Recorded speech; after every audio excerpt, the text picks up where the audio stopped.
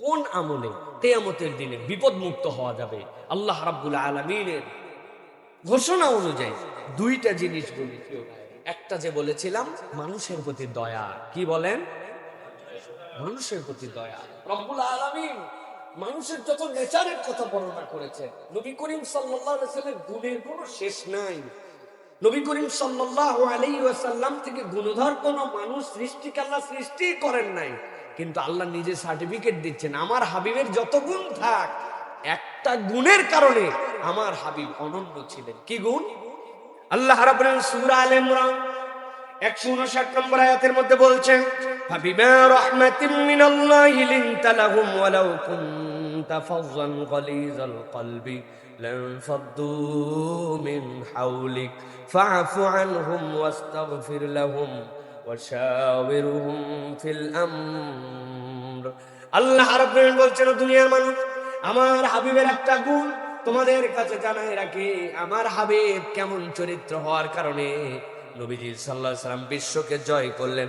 আল্লাহ বলছেন, ফাবিমা রাহমাতিম মিনাল্লাহি লিনতা লাহুম, আল্লাহর দয়ায় আপনি আপনার অনুসারীদের মধ্যে বড় কোমল হৃদয়ের ছিলেন, আপনি বড় বেশি আদরের হৃদয়ের ছিলেন, আপনি বড় বেশি নরম চরিত্রের ছিলেন। ওয়ালাউ কুনতা ফাযযান গালিযাল কলবি লানফাদ্দু মিন হাওলিক, আল্লাহ বলছেন আপনি যদি কঠোর হৃদয়ের হতেন, আপনার আচার আচরণ যদি রূঢ় হতো, আপনার মধ্যে দয়ার চরিত্র যদি না থাকতো, আপনি দেখতেন আপনার পাশ থেকে সবাই সরে গেছে।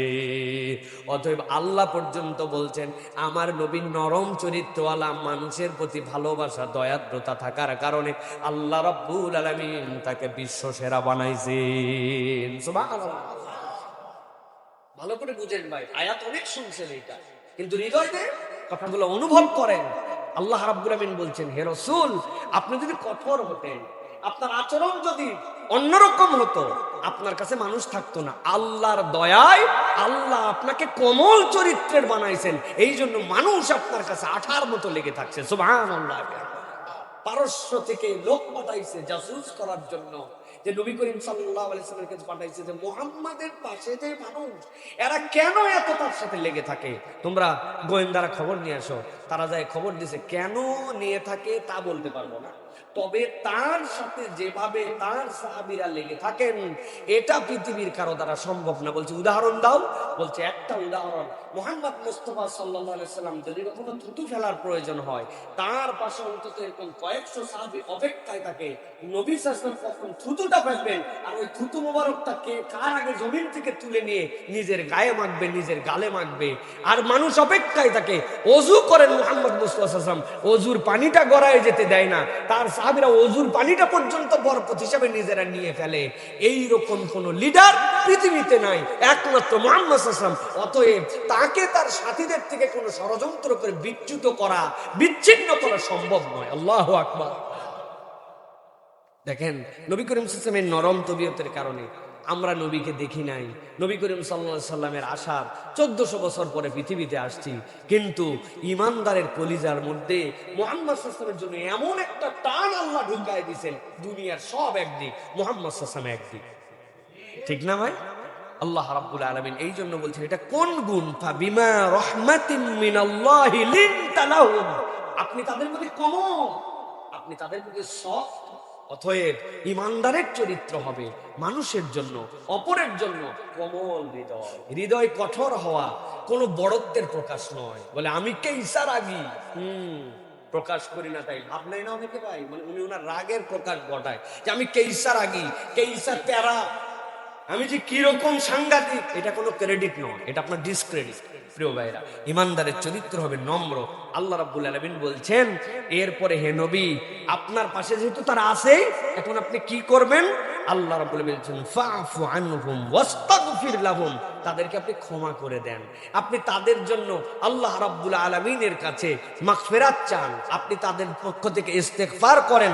ওয়াশাওয়িরহুম ফিল আমর, আর যদি কোনো পরামর্শ কোনো কাজ করতে চান তাহলে তাদের সাথে পরামর্শ করে কাজ করেন। সুবহানাল্লাহ বিহামদিহি। তাহলে কোমল হৃদয়ের অধিকারী মানুষের দায়িত্ব কি হবে? মানুষকে ক্ষমা করে দেওয়া, মানুষের জন্য আল্লাহর কাছে ইস্তেগফার কামনা করা, পরামর্শ করে তাদের সাথে কাজ করা। আল্লাহ রাব্বুল আলামিন বলেন ফাইজা আযামতা ফাতাওয়াক্কাল আলাল্লাহ। যদি ঠেকে যান যে বুঝতেছি না, পরামর্শ করেও কাজ হচ্ছে না, কেমনে কি করবো বুঝতে, ফাইজা আযামতা ফাতাওয়াক্কাল আলাল্লাহ। আপনি যদি আটকায় যান, চিন্তা করেন না, আল্লাহর উপর ভরসা করেন। কিন্তু চরিত্র ছিল নরম, ক্ষমা করতেন, ক্ষমা চাইতেন, পরামর্শ করতেন। আল্লাহ নিজ দায়িত্বে আপনি ঠেকে গেলে আপনাকে উদ্ধার করে দিবেন। সুবহানাল্লাহ। অতএব প্রিয় ভাইরা, এই গুণগুলো আমাদের ভিতরে দরকার প্রিয় ভাইরা। এটা আল্লাহ রাব্বুল আলামিন পছন্দ করেন। আল্লাহ বলছেন ইন্নাল্লাহা ইউহিব্বুল মুতাওয়াক্কিলিন। যেই ব্যক্তি আল্লাহকে উকিল মানে, আল্লাহ বড় বেশি পছন্দ করেন। সুবহানাল্লাহ। আপনি চিন্তা করেন, আপনার একটা কেস হইছে, আপনি একজন উকিলকে মানছেন। উকিল মানা মানে কি? কোন একজন উকিল আপনার হয়ে লড়বে, আপনার হয়ে সে ফাইট করবে, আপনার হয়ে পেপার উপস্থাপন করবে। চিন্তা আমার নাই, চিন্তা তার। হ্যাঁ, টাকা পয়সা দিতে হয়, যোগাযোগ রাখতে হয়, বলতে হয়, কিন্তু সে আপনার হয়ে লড়বে, সে আপনার জন্য তত্ত্বাবধায়ক নির্ধারিত হয়েছে, আপনার কথাটা তার মুখ দিয়ে বলবে। আপনি নির্ভর আছেন যে একজন উকিল ধরছি, যে উকিল বাপরে বাপ বহু কেস জেতা উকিল, আবার সবার সাথে ভালো সম্পর্ক আছে, কথাবার্তা আর্গুমেন্ট সব হেভি লিখতে পারে। আল্লাহ বলছেন ইন্নাল্লাহা ইউহিব্বুল মুতাওয়াক্কিলিন। তুমি যদি তোমার রবকে উকিল মানো, তোমার রব এই বান্দাদেরকে পছন্দ করেন। আপনি বলছেন আল্লাহ আমি ঠেকে গেছি, আল্লাহ তোমার উপরে কেবল ভরসা করলাম। আল্লাহ বান্দার ওই রেসপন্সিবিলিটি নেন। সুবহানাল্লাহ। কিন্তু আমরা এরকম ভাবতে পারি না প্রিয় ভাইয়েরা।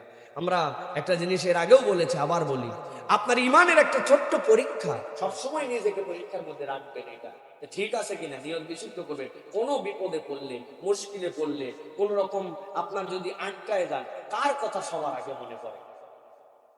না থামেন, আগে আল্লাহ আল্লাহ বলতেছে।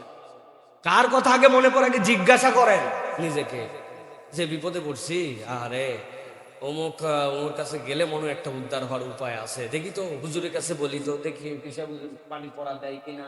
মানে কত লেয়ার পরে মনে হয় আল্লাহ তুই একটু উদ্ধার করিস। আগে আল্লাহর কথা মনে পড়ে না, আন্দাজি বলেন না, এটা আমরা নিজেরাও মনে করি। কোন একটা বিপদে পড়ছে, আরে, কিন্তু আপনার সকলের কাছেই যেতে হবে। দুনিয়ার এই ওসিলা মানা আপনার জন্য নিষিদ্ধ নয়, কিন্তু সবার আগে আল্লাহর কথা মনে পড়লে বুঝবেন আল্লাহর সাথে আপনার একটা ভরসার জায়গা ভিন্ন রকম।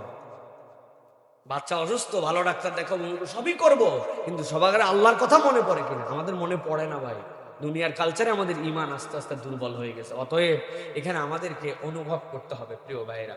এবার আপনাদের কাছে সংক্ষিপ্তভাবে বলতে চাই, আমরা যদি এই সৃষ্টির প্রতি দয়া করি, এই দয়া করলে আসলে কি লাভ হয়, এটার জন্য আমাদের কি ফজিলত আল্লাহ রাব্বুল আলামিন আমাদেরকে দিয়েছেন প্রিয় ভাইরা।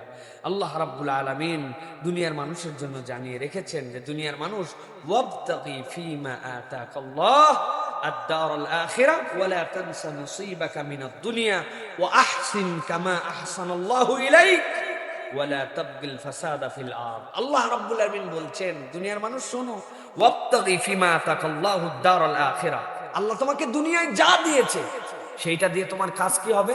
তোমার কাজ হবে এইটা দিয়ে তুমি পরকালকে তালাশ করো।